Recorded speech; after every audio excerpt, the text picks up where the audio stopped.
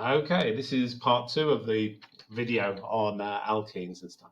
All right, so what we have here is we have end-on overlap, and that's called a sigma bond.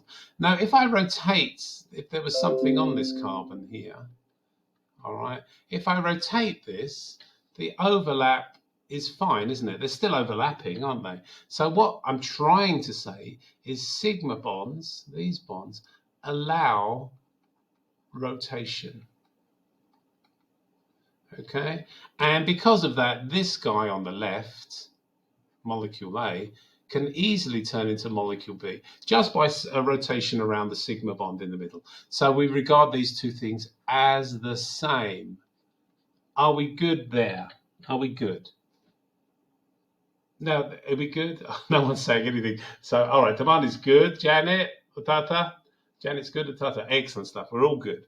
Now, what's the major thing here? Well, this is a sigma bond, okay? And there's rotation allowed around a sigma bond, okay? That's important. Now I'm going to go up to my friend up here, all right? And now, can you see, I'm going to copy this because it's too nice not to copy. All right, there. And then I'm going to draw it down here. Or I'm going to paste it down here. These are a bit awkward to move around. Can I move this? Oh, it is letting me, I think. Oh, there you go. There is a way you can move these. I can't remember what it is. Oopsie daisy. Anyway, well, let's just leave it like that. All right, now these guys, can this one rotate around? In other words, there's a hydrogen here at the top, and there's a hydrogen here at the bottom. But are these exactly the same compound? And believe it or not, they're not the same, because here we have a double bond. Okay, there's a double bond.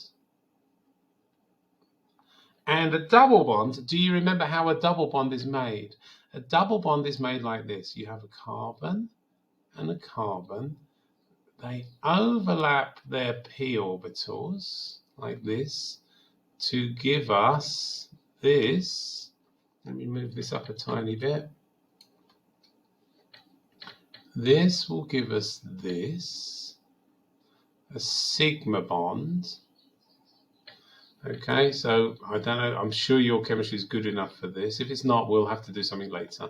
But this is a p orbital, this is a p orbital, and there's an electron in here, there's an electron in here. But when they overlap, we get what's called a sigma orbital, and it's a molecular orbital.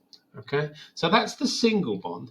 But now for a double bond, we've also got the p here, and here, and here, and here. Now, as you know, that these will overlap as well. Okay, and there's one electron in there, and there's one electron in here, and these will overlap to give us, let me get another color. We haven't used that color, to give us the pi molecular orbital. And how many electrons are in here? Well, there's 2 in here as well. Okay, so this is the sigma bond, and these two things are the pi bond. Okay, so when we've got a double bond, C, double bond C, one of them is sigma, one of them is pi. Now, be honest with me. Have I still got your attention? Do you follow this? Command is good. Oh, good, well done. So you're good at this topic, are you? Would you say you're pretty good at this topic? You seem good. I'm going to assume you're good. All right. Now, I'm going to what we call rotate the bond. There's my eye. Okay, and I want to look at it from the side. What's the side view of this? All right. If I was to look at this from the side, what would I see?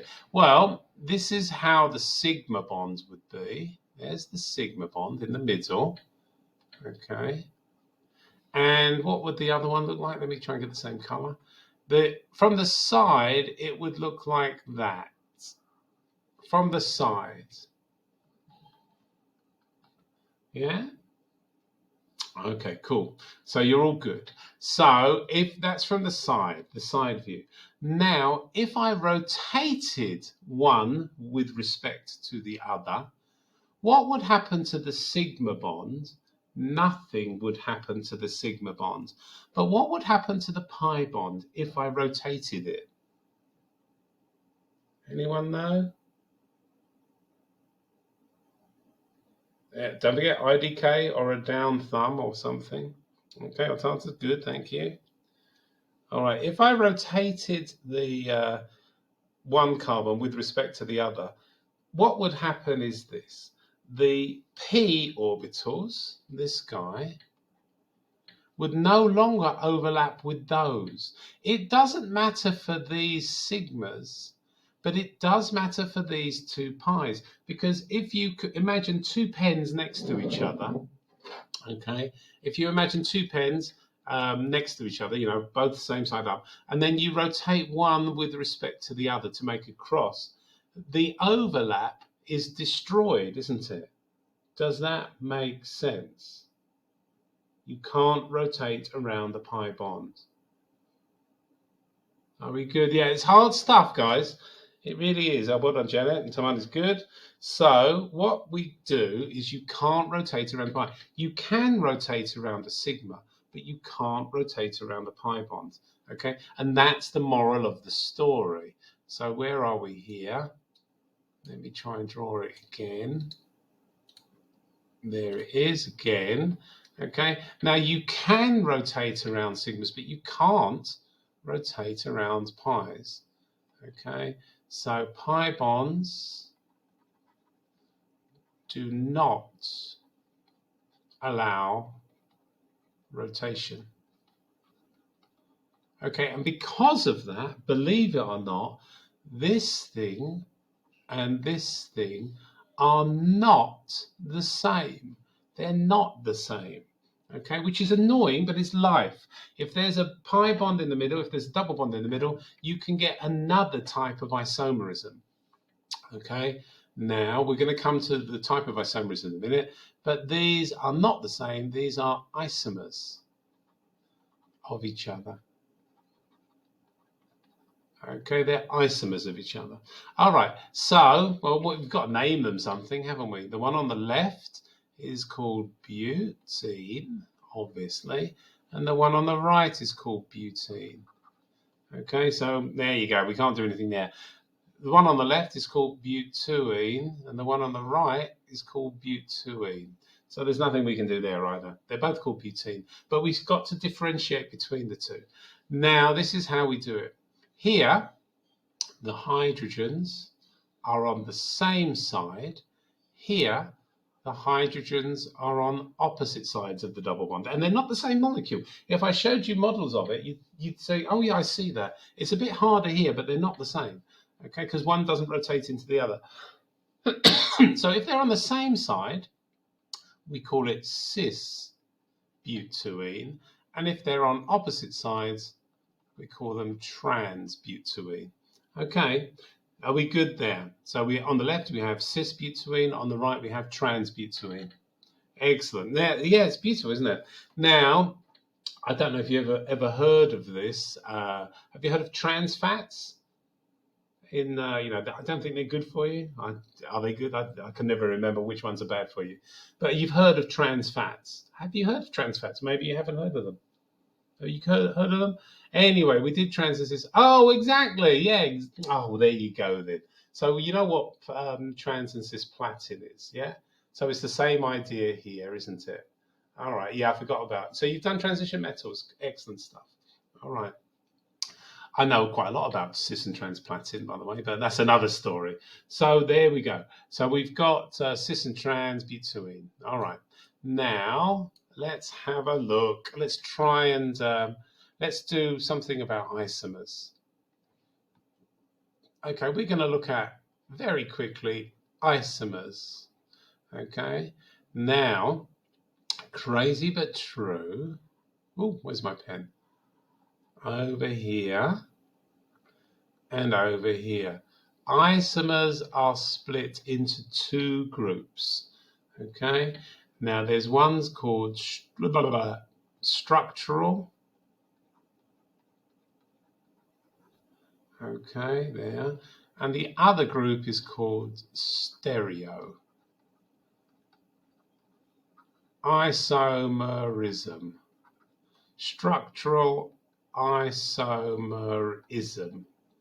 Okay, there's two types of isomerism: stereo isomerism and structural isomerism.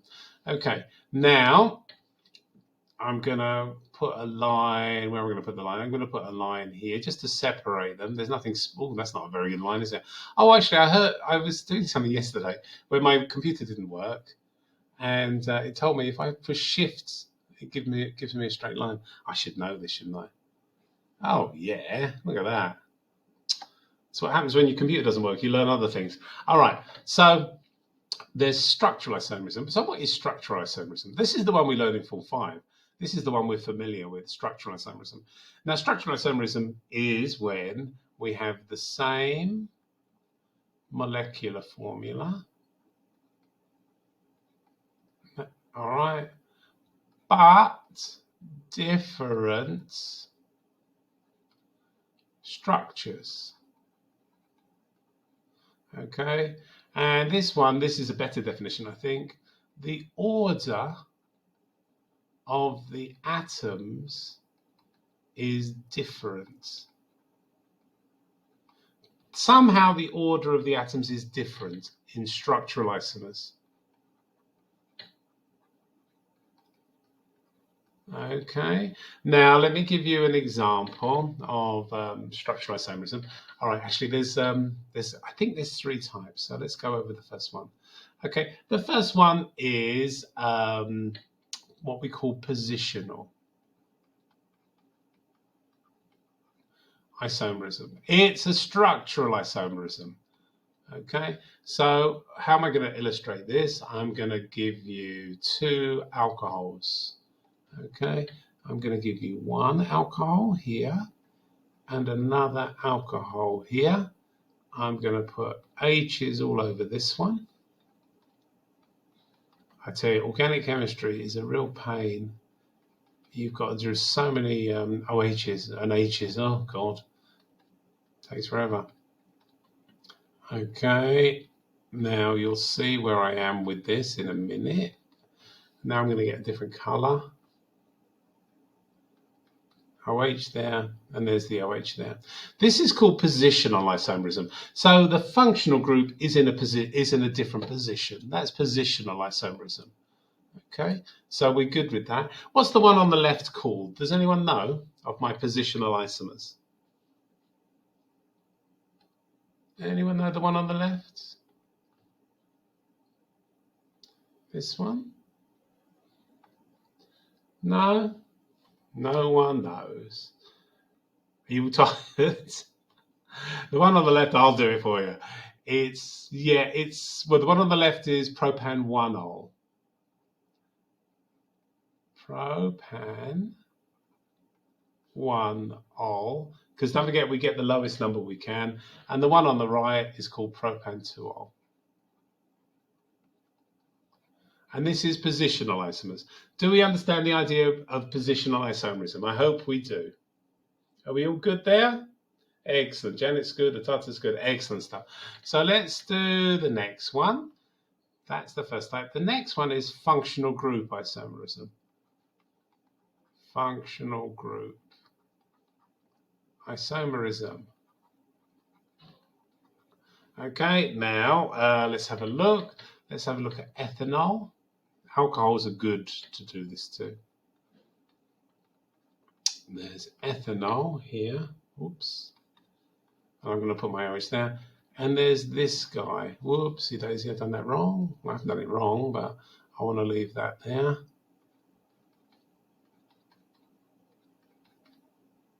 Okay. Now, the reason I've left it blank there is so I can put my OH in a different color there and there. Okay. Now, as you can see, they've got the same molecular formula. Both of these guys is C2H6O. They're both C2H6O. Both of them are. Okay. But they have a different functional group. The one on the left is an alcohol functional group. And this one, the one on the left, is going to be called ethanol, because it's an alcohol. Anyone know what the functional group on the right is? Don't forget, thumbs down or I don't know. Let's not hang around, guys. If you don't, do you know what this guy's called? The one on the right? Okay, thank you. This the functional group is called an ether. That's an ether. Okay, an ether is this functional group, an O between two carbon atoms. No, it's not a ketone, Timoni. It's an ether. All right. Now, this ether, it's a lovely name. It's called methoxymethane. Methoxymethane. It's a lovely name, isn't it? This is the old name, dimethyl ether. This was the original anesthetic, by the way, ether. All right, if you had operations like 100 years ago, whatever it was, 120 years ago, they'd give you this ether. They put cotton wool on your face, and then they drop this onto the cotton wool, and you'd breathe it in, and it would knock you out. All right, so that's the original anesthetic. Now, can you see that it's not a positional isomer, it's a functional group isomer? In other words, the functional groups are different. They're still isomers, but the functional group is different in each one. Are we okay with that? Are we good with that? Excellent. All right, and the last type of isomerism, okay, number 3, is chain isomerism. All right, and now this generally means the chain is different. All right, let me draw my line a bit better. Here we go. Hold on. Is it Control? Oh, it's Shift. Is it that one? Yeah, it's that one. Whoops. Here we are. All right, I'm drawing a lot today, aren't I? So this is chain isomerism, and this one's probably the easiest one to understand. All right, so 1, 2, 3, 4, and 1, 2, 3, 4. Now, chain isomerism means that the chain is different. Okay, so there's 2 isomers here of butane, and the one on the left is called butane. The one on the right is called methylpropane.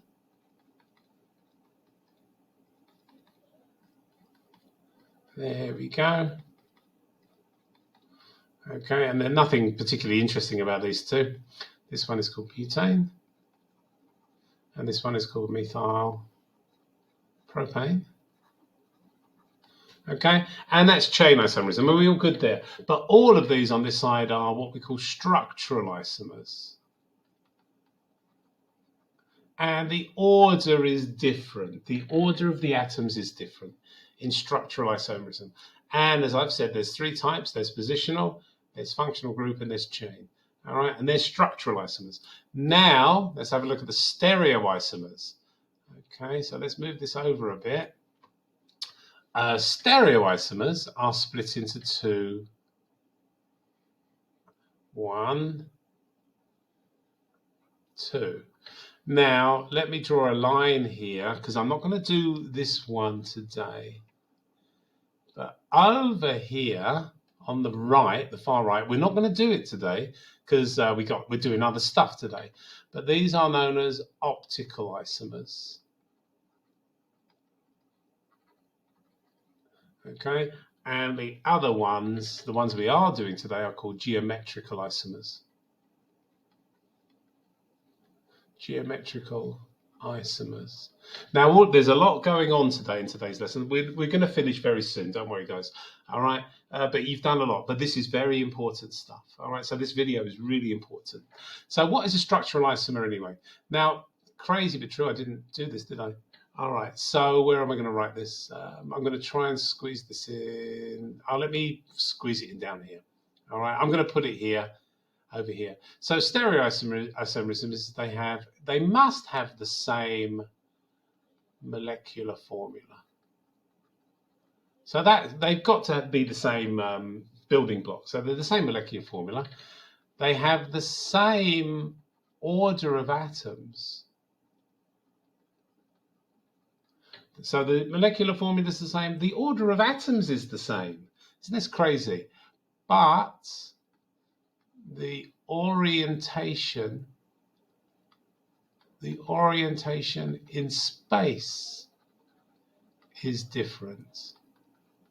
Now that's a weird thing to say, but the same molecular formula, they have the same order of atoms, they have the same structures, but their orientation in space is different. Now this is really hard to show on a two-dimensional monitor that you're looking at, okay? But we're going to try our best. Now, the best example I can think of, we're going to have a look at an optical one here, even though we're not going to talk about optical, is your hand. 1, 2, 3, 4.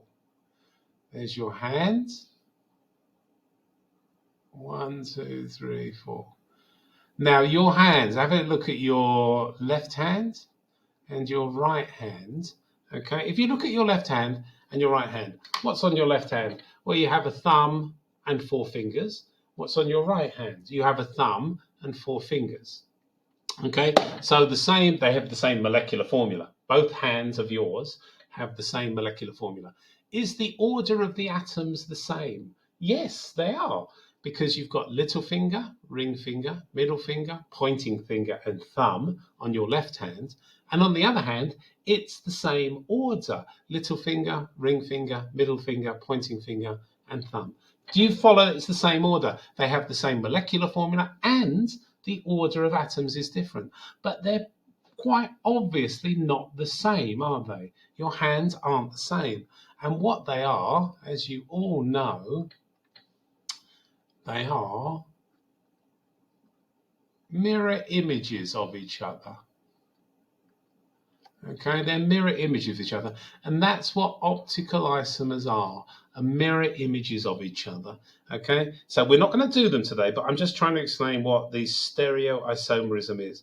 They have the same formula, they have the same order of atoms, their structure is the same, but their orientation is different.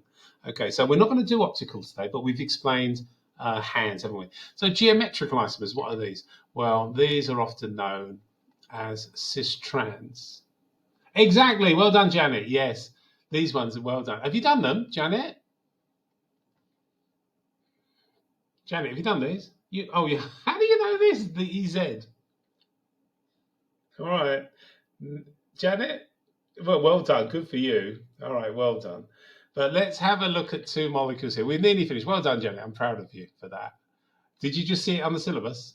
Good for you if you did. Okay, so let's draw 2 ethanes here. All right, and let's put hydrogens on.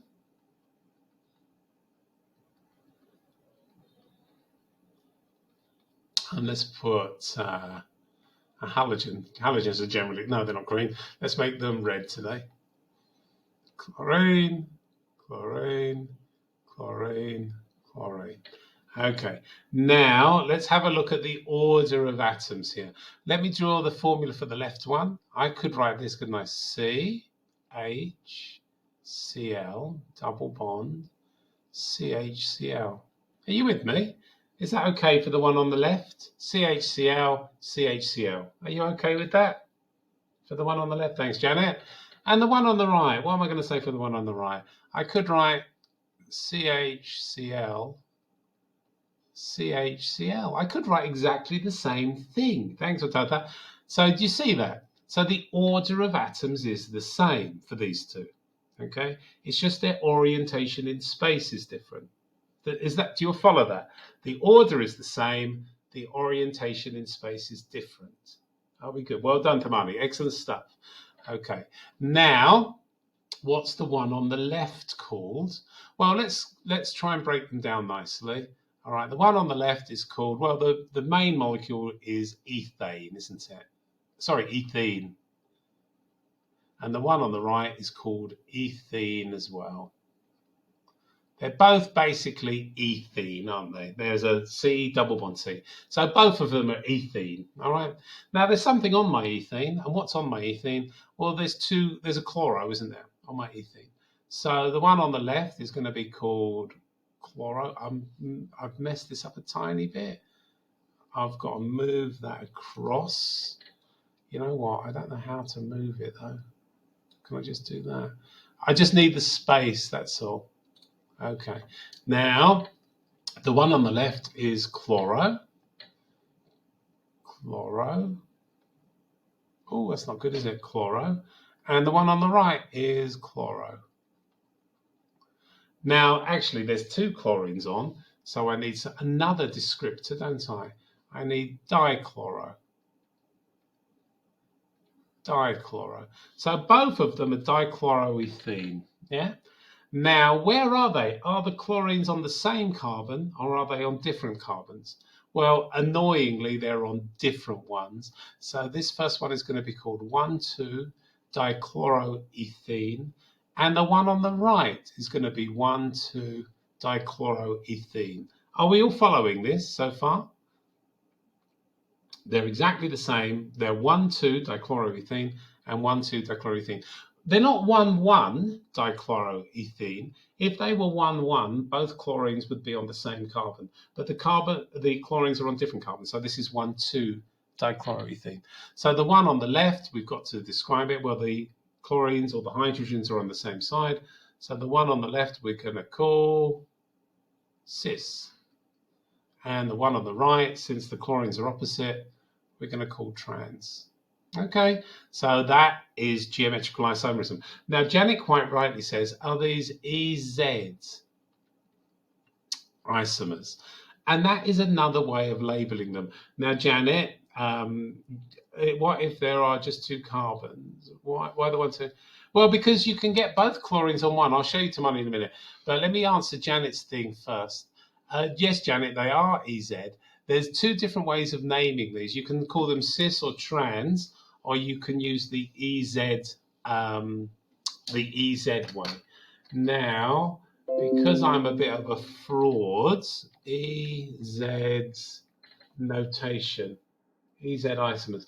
I'm pretending I'm clever, but you know what? I never remember which way round the EZ is because I don't use it. And I've just got it now. Oh, that's exactly the opposite of what I was going to say. The Z isomer is the cis one, and the E isomer is the trans one. Okay, so in Janet's notation, the one on the left is Z12, what is it called? Dichloroethene.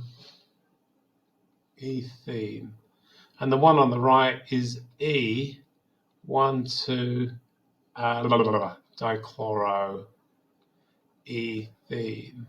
Now, as you saw, I honestly, hand on heart, I knew there's the EZ, but I never remember which way round it is. Whoops, my computer's gone weird. All right, I never remember which way round it was, but there you go. And I guarantee I'll forget. Okay, so there we go.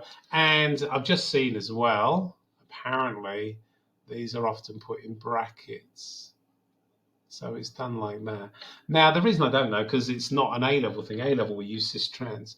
In IB, you can use either the cis-trans notation or the EZ notation. It's definitely good that you asked, though, because it is on your course, the EZ notation. So well done, Janet. All right. Tamani, why are the 1, 2 if they're just two carbons? Well, have a look at this, Tamani. Let's have a look at this. Okay. 1, 2 carbons. And what about this? And this one.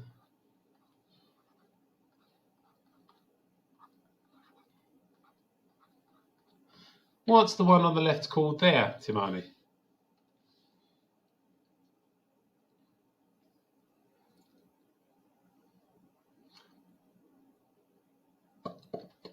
Timani, are you there? Are you typing? What's the one on there? It's not 1-dichloro, it's 1,1.